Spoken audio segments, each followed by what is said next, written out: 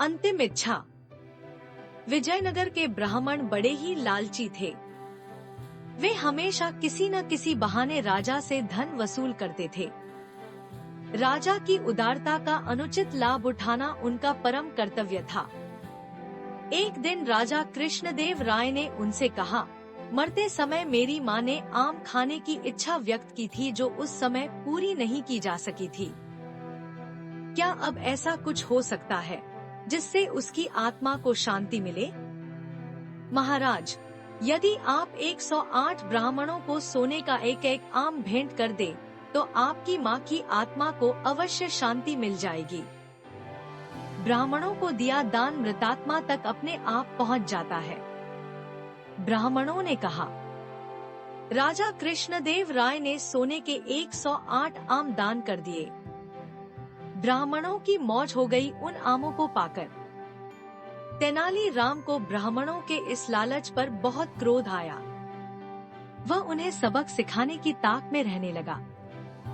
जब तेनाली राम की मां की मृत्यु हुई तो 1 महीने के बाद उसने ब्राह्मणों को अपने घर आने का न्योता दिया कि वह भी मां की आत्मा की शांति के लिए कुछ करना चाहता है।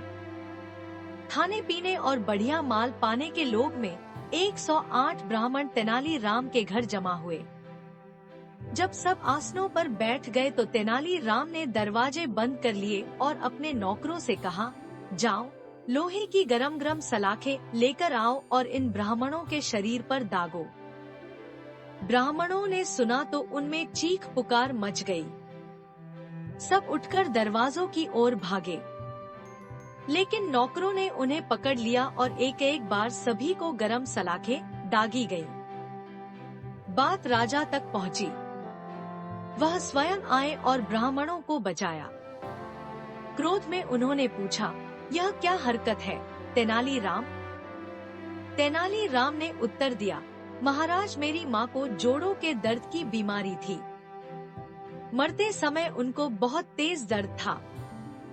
उन्होंने अंतिम समय में यह इच्छा प्रकट की थी कि दर्द के स्थान पर लोहे की गरम सलाखें दागी जाएं, ताकि वह दर्द से मुक्ति पाकर चैन से प्राण त्याग सके।